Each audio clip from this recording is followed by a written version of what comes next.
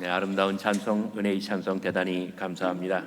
영국의 개간 시인 데니스는 자연에 나타난 하나님의 섭리를 아름다운 언어로 찬양한 시인입니다. 어느 날 그런 시골 길을 걷다가 아주 행복한 얼굴로 열심히 일을 하고 있는 중년 부인을 만났습니다. 오늘 아침 좋은 소식이 있나 보죠? 데니슨이 묻자 부인은 미소 띠며 대답했습니다. 선생님, 저는 한 가지 소식밖에 모른답니다.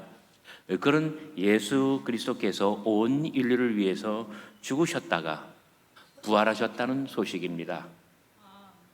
이 말을 데니슨이 딱 들었을 때 누가 그걸 모르나? 데니슨이 대답을 합니다. 부인, 그것은 매우 오래된 소식이자 아주 새로운 소식이고 그리고 정말 좋은 소식이군요. 아주 오래된 소식, 2000년이나 된 소식이에요. 그러나 날마다 새로운 소식이에요. 그리고 그것은 무엇보다도 좋은 소식, 굿뉴스입니다. 우리는 이것을 복음이라고 합니다. 여러분 옆에 있는 분들한테 한번 말씀해 보십시다. 오늘 새벽에 우리 주님 부활하셨습니다.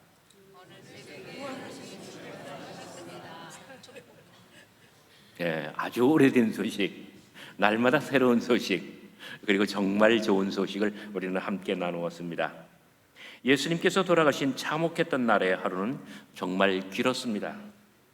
힘을 잃은 해가 스물스물 떠오르더니 중천에 오를 시간에 어느덧 해는 사라지고 세상에 흑암이 찾아왔습니다. 예수님께서 숨을 거두시고 어느 사이 슬며시 이 해는 다시 나타나더니 이내 서산을 넘고 말았습니다. 성금요일은 그렇게 끝이 났습니다. 해가 지니 바로 안식일, 예루살렘의 모든 이들이 안식합니다. 예수님의 몸도 무덤 속에서 안식합니다. 이날에는 복음 이야기도 쉽니다. 왜냐하면 순환사와의 시간표를 따르면 토요일에는 아무런 사건과 기록이 없기 때문입니다. 그러나 아들을 잃은 어머니의 마음은, 어머니 마리아는 마음을 진정할 길이 없습니다. 혹 무슨 일이라도 일어나지 않을까? 죽은 지 3일 만에 살아나리라 하지 않았던가? 그러나 이날은 안식일인지라 여호와 하나님께서도 안식일 규례를 지켜야 하시는지 이내 침묵하셨습니다. 이렇게 하루가 가고 다시 해가 졌습니다. 안식일이 끝이 났지만 안식 후 첫날 해는 졌어도 조금 빛은 남아 있습니다. 마가복음 16장 1절, 안식일이 지나매 유대인들은 믿었습니다. 사람이 죽으면 사흘이 지나야 영혼이 육신을 떠난다고 말입니다. 예수께서는 살아생전 말씀하셨습니다. 죽은 지 사흘 만에 다시 살아나리라고. 해가 지니 안식 후 첫날, 그러니까 예수께서 돌아가신 지 벌써 사흘이 된 것입니다. 예루살렘 성문 밖 그 무덤에는 무슨 일이 있을까? 당신의 몸에게서 영혼이 떠나갈까? 아니면 당신의 몸이 다시 살아날까? 서산의 해는 졌지만 세상엔 빛이 조금 남아 있습니다. 토요일 저녁, 일몰로서 안식일이 지나니 그 잠깐의 시간에도 예루살렘에는 장이 섭니다. 어머니는 두 여인과 함께 장을 보러 나갔습니다. 향품을 사두기 위함이었습니다. 1절, 막달라 마리아와 야고보의 어머니 마리아와 또 살로메가 가서 예수께 바르기 위하여 향품을 사다 두었다가, 여기 두 번째 나오는 여인 야고보의 어머니 마리아, 이분이 바로 예수님의 어머니 모친 마리아십니다. 밤이 찾아왔으나 그러나 잠을 이룰 수가 없습니다. 파도처럼 밀려오는 슬픔을 무덤 문만한 위로로 막을 수 있을까? 태산보다도 큰 절망을 세마포만한 희망으로 다 덮을 수 있을까?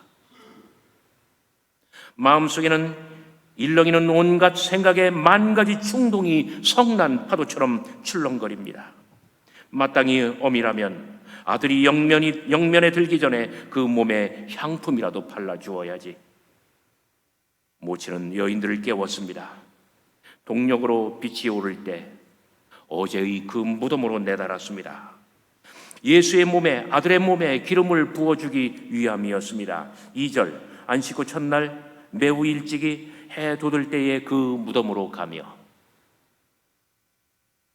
그러나 지금 이 순간 마음 급한 모친 마리아와 여인들은 오해하고 있습니다. 첫째, 예수님께서는 이미 살아생전에, 그러니까 닷새 전에 당신의 몸에 이미 기름 부음을 받으셨습니다. 14장 3절 8절, 베다니에 한 이름 없는 여인이 예수께 찾아와 나르드 한 옥합, 매우 값비싼 나르드 한 옥합 향유를 예수의 머리에 붓지 않았습니까? 그리스도께서는 더 이상의 기름 부음을 필요로 하지 않은 것입니다.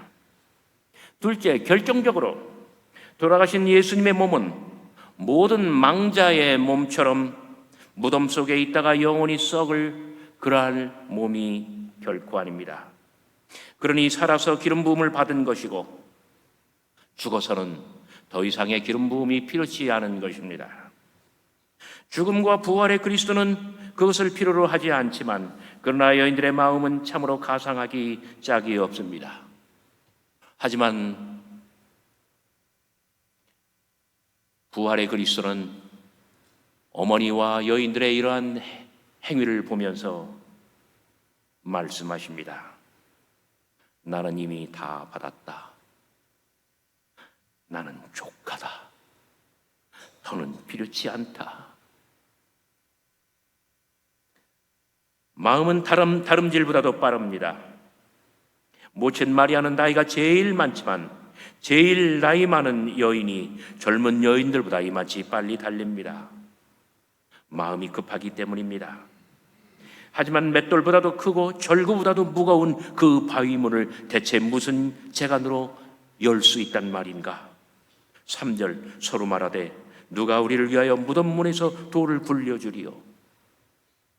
죽은 예수의 몸에 기름 부을 생각에만 집착하고 있습니다. 거친 숨을 몰아쉬며 무덤에 닿았습니다. 가슴을 여미고서 바위 무덤을 바라보았습니다. 그런데 무덤 문이 열려 있습니다. 4절, 우러러보며 바라본즉 벌써 돌이 굴려져 있는데 그 돌이 힘이 크더라. 어찌된 일일까? 대단히 혼란스럽습니다. 혼백이 떠난 것일까? 그렇다면 육신이라도 남아있을까? 혹 부활하여 몸조차 떠난 것일까? 이도 저도 아니라면 누군가 당신의 시신을 훔쳐간 것일까? 대체 누가 그 무거운 돌문을 굴렸단 말인가? 무덤 속은 여인들의 생각만큼이나 어둡고 캄캄하여 아무것도 보이질 않습니다. 그런데 어떤 알 수 없는 힘이 여인들을 무덤 속으로 끌어당겼습니다. 영기 가득한 그 무덤 속에는 흰옷을 입은 한 청년이 우편에 앉아 있습니다. 바로 이 대목에서 복음서마다 다르게 이야기합니다.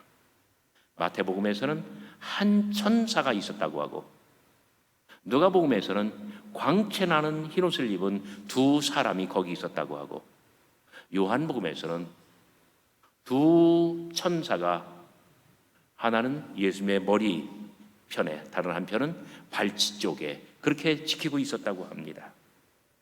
마가복음에는 흰옷을 입은 한 청년이 우편에 앉아 있다고 합니다.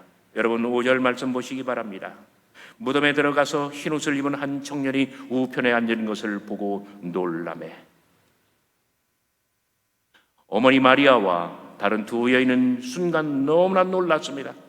예수께서 살아난 것일까? 아니면 다른 누굴까? 저희는 대체 여기에 왜 앉아있단 말일까? 바로 그 순간 그가 말합니다. 6절, 놀라지 말라. 너희가 십자가에 못 박히신 나사렛 예수를 찾는구나. 그가 살아나셨고 여기 계시지 아니하리라. 보라, 그를 두었던 곳이니라. 청천벽력 같은 말씀이었습니다. 여인들은 놀랐습니다. 사셨네, 사셨네. 예수 다시 사셨네. 마리아는 흥분했습니다. 살았네, 살았네. 우리 아들 예수 다시 살았네.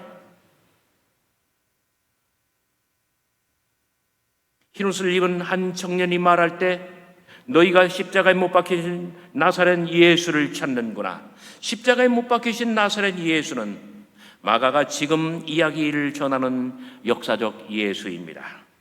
그가 이 새벽에 살아나셨습니다. 그는 분명 부활의 그리스도이십니다. 청년은 말합니다. 역사적 예수가 부활의 그리스도이시며 부활의 그리스도께서 바로 사흘 전 십자가에 달려 돌아가신 나사렛 예수, 곧 역사적 예수라고 말입니다. 바로 이 순간 청년은 부활의 그 신현적 계시를 여인들에게 그리고 세상에게 알리고 있는 것입니다.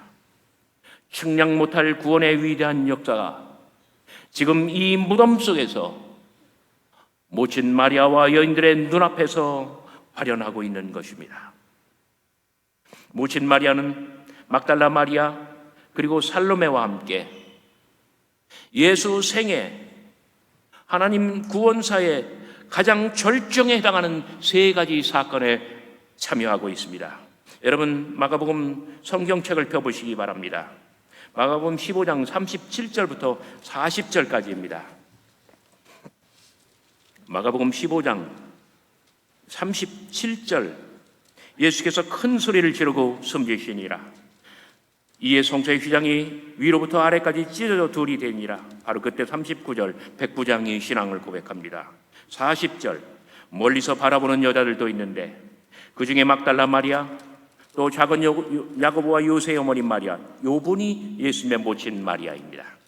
그리고 마지막으로 세 번째 살로메가 있었으니, 이렇게 해서 예수님께서 골고다 언덕 십자가에서 마지막 숨을 거두시고 운명하실 때 모친 마리아와 두 여인, 이 세 사람은 십자가에 달리신 나사렛 예수 그분의 임종을 지키고 있었던 것입니다.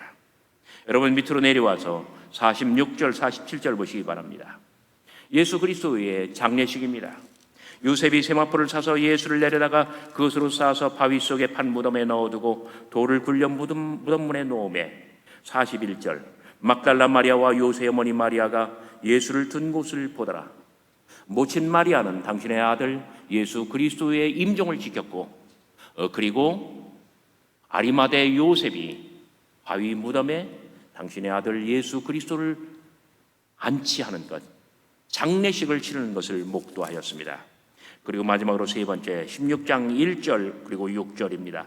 안식일이 지남에 막달라 마리아와 야고보의 어머니 마리아와 또 살로메가 가서 예수께 향을 바르기 위하여 향품을 사다 두었다가 6절 청년이 이르되 놀라지 말라. 너희가 십자가에 달리신 못 박히신 나사렛 예수를 찾는구나. 그가 살아나셨고 여기 계시지 아니하리라. 보라 그를 두었던 곳이니라. 이 세 가지 사건, 예수 그리스도의 임종, 두 번째 예수 그리스도의 묻히심 장례, 그리고 마지막으로 세 번째 빈 무덤. 이것은 하나님께서 구원의 역사를 이루실 때 가장 절정이 되는 결정적 세 가지 사건이 됩니다. 모친 마리아와 두 여인은 예수 그리스도의 장례식에 참여했고 지금 바로 그 무덤, 빈 무덤에 앉아 있습니다. 예수께서 묻히신 그 무덤, 그리고 예수께서 부활하셔서 탈출하신 이 무덤, 부활하셔서 비어있는 이 무덤이 예수께서 묻히신 바로 그 무덤이라고 하는 것을 증명할 수 있는 사람은 오직 모친 마리아와 여인들 뿐입니다. 어디 그뿐입니까? 모친 마리아와 여인들은 예수께서 십자가에 달려 돌아가시는 것, 마지막 임종의 순간까지 다 눈으로 목도하였습니다. 그리하여 십자가에 못 박혀 돌아가신 나사렛 예수, 역사적 예수, 이분이 바로 지금 부활하셔서 이 무덤을 탈출하신 신앙의 그리스도 같은 분이심을 증언할 수 있는 것도 모신 마리아와 여인들 뿐이라는 이야기입니다. 그러므로 청년은 여인들에게 지시합니다. 7절, 가서 그의 제자들과 베드로에게 이르기를 예수께서 너희보다 먼저 갈릴리로 가시나니 전에 너희에게 말씀하신 대로 너희가 거기서 배우리라 하라 하느니라. 살아계실 때 집안에서는 치유와 생명, 사랑과 진교, 그리고 계시와 깨달음이 있었습니다. 죽었을 때 여기 무덤 속에서도 부활과 생명, 사랑과 하나됨, 그리고 놀라운 계시와 깨달음이 여기에 있습니다. 부활하신 그리스도는 어찌 갈릴리로 가시는가? 예수님께서는 삶을 완성하셨으나 당신의 여행은 아직 미완입니다. 하여 부활하신 당신은 다시 여행을 시작하여 갈릴리로 앞서 가십니다. 미완의 이 여행은 당신이 갈릴리에서 제자들과 베드로를 다시 만날 때 비로소 완성될 것입니다. 모친과 두 여인을 향한 청년의 뜻은 제자들과 베드로에게 가서 이 놀라운 소식, 오늘 우리가 볼 때에 정말 오래된 소식, 그러나 날마다 새로운 소식, 하지만 정말 귀한 좋은 소식, 이 소식, 복음을 제자들과 베드로에게 전해주라는 것입니다. 예수 부활의 소식을 전하여 그들로 하여금 갈릴리로 가서 부활의 그리스도를 만나게 하라는 것입니다. 여인들은 지금 가서 말해야 합니다. 비밀도 침묵도 그리스도의 죽음과 부활의 때까지입니다. 9장 9절, 그들이 산에서 내려올 때 예수께서 경고하시되 인자가 죽은 자 가운데서 살아날 때까지는, 인자가 죽은 자들 가운데서 살아난 것을 볼 때까지는 너희의 본 것을 아무에게도 이루지 말라. 예수님의 말씀에 눈 감았던 제자들과 베드로에게 부활의 그리스도를 만나게 하는 것은 바로 여인들의 말과 여인들의 발입니다. 발은 예루살렘에서 갈릴리까지 제자들과 베드로를 찾아 달려야 합니다. 말은, 복음은 그들에게 부활의 위대한 소식을 전해 주어야 합니다. 여인들의 발걸음은 모든 신적 사건에 눈을 감고 낙향한 제자들과 베드로의 잠든 의식을 깨워줄 것입니다. 여인들의 말소리는 베드로의 가슴을 후볐던 그 신성한 탁구름소리 이상으로 저들의 잠들었던 영혼을 깨우고 저들의 실존을 예수의 소리에, 이 복음에 잇대어 줄 것입니다. 살았을 때, 그러니까 불과 사흘 전 친히 당신의 죽음과 이후의 일들을 말씀하셨습니다. 겟세마네 언덕에서 예수께서는 제자들에게 말씀하셨습니다. 너희가 다 나를 버리리라. 그러나 내가 살아난 후에는 너희보다 먼저 갈릴리로 가리라. 보지 못하고 듣지 못하여 실패만 하던 제자들, 그들로 하여금 새로운 길의 여행을 시작하게 할 것은 여인들의 발과 여인들의 말입니다. 도상의 그리스도에게 그 미완의 여행을 완성케 할 것도 바로 여인들의 발걸음과 여인들의 말소리입니다. 그러므로 복음의 완성도, 실패한 제자들의 완성도 모두 이제는 여인들의 발과 말에 달려있다는 것입니다. 그들의 발이 달리고 그들의 입이 열려서 말을 전하면 제자들과 베드로는 갈릴리에서 부활의 그리스도를 몸소 배웠고 돌이켜 사도로, 기독교의 위대한 지도자들로 다 회복될 것입니다. 여인들은 놀랐습니다. 모든 게 실로 순식간의 일이었습니다.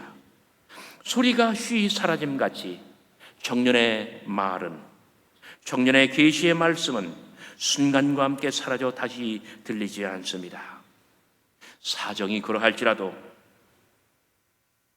그의 청천벽력과도 같은 이 전갈은 여운을 두고 저들의 가슴 속에 깊이 남아 있습니다. 하지만 그 충격적인 소식에 가슴이 뛰고 온몸이 흔들립니다. 사시나무처럼 손발이 떨려 도무지 몸과 마음을 진정할 길이 없습니다. 청년을 뒤로 한 채 여인들은 무덤을 박차고 나왔습니다. 그리고 아무런 지향점도 없이 무한정 내달았습니다. 8절, 여인들이 심히 놀라 떨며 나와 무덤에서 도망하고 무서워하여 아무에게 아무 말도 하지 못하더라. 마가복음의 정말 신비한 결말입니다. 신약학자들은 마가복음이 16장 8절에서 끝이 난다고 이야기합니다.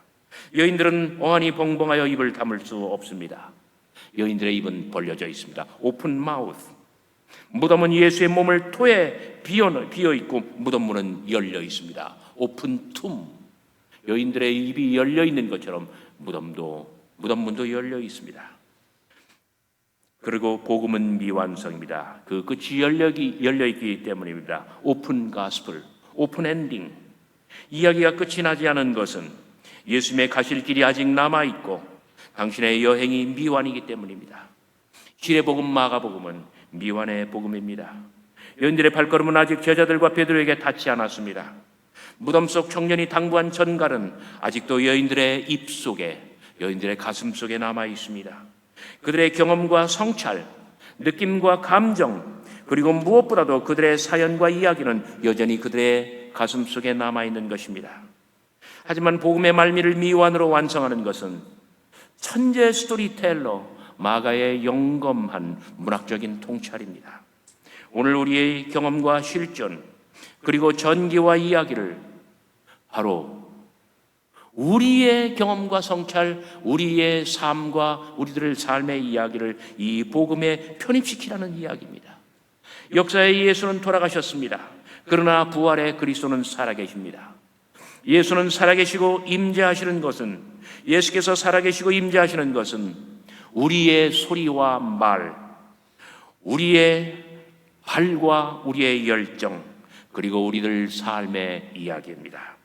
살아생전 당신을 경험한 각 사람이 자신의 경험과 전기를 이야기하면 복음은 펼쳐지며 예수는 이야기를 통하여 다시금 살아납니다. 살았을 때 예수께서는 여인의 말을 칭찬하였습니다. 스르보니게 여인에게 7장 9절 29절 내가 이 말을 하였으니 돌아가라 귀신이 내 딸에게서 나갔느니라. 예수께 은혜를 입은 각 사람은 입을 열고 자신의 이야기를 전했습니다. 그때 저들의 이야기는 긴 예수 이야기 복음서에 편입이 되었고 저들 각자는 복음의 역사에 입적한 것입니다. 후세의 길이 빛날 그리스도의 영광을 몸소 입은 것입니다. 오늘 우리가 몸소 누린 그 은혜를 담대히 말해야 합니다. 전에는 듣지 못했으나 이제는 듣게 된 은혜, 전에는 듣고도 깨닫지 못했으나 이제는 듣고 깨달아 복된 결실을 이뤄낸 그 은혜를 전해야만 합니다. 그러면 복음은 순환합니다. 우리는 말한다, 고로 존재한다. 우리가 말할 때, 우리가 하나님께 입은 은혜를 말할 때, 우리가 예수 그리스도를 만나고 우리의 삶이 변화된 것을 사람들에게 말할 때 복음은 순환하고 복음은 소통되며 우리는 우리의 존재를 확인할 수 있다는 이야기입니다. 죽었을 때 청년은 여인들에게 말하였습니다. 가라, 그리고 말하라. 예수의 은혜를 입은 모든 사람들은 부활을 그리스도의 명령을 받아 복음의 이야기 숲속에 수려하게 복음의 이야기 숲속에서 저마다 가슴속 사연을 이야기해야만 합니다. 그러면 복음 곧 예수의 이야기는 화려하게 구현되며 복음의 주인 되시는 예수는 각각 그 이야기 속에 살아서 돌아오십니다. 그리고 당신의 정신, 당신의 영혼, 당신의 사랑을 전하십니다. 오늘 우리도 우리의 경험과 성찰을 용감하게 말해야 합니다. 전에는 마음이 완악하여 보지 못했으나 이제는 밝히 보게 된 은혜, 전에는 듣고도 그리지 못했으나 이제는 소리를 듣고 형상을 그려 마음에 간직한 그 불멸의 비전과 희망, 이 모든 것을 전해야만 합니다.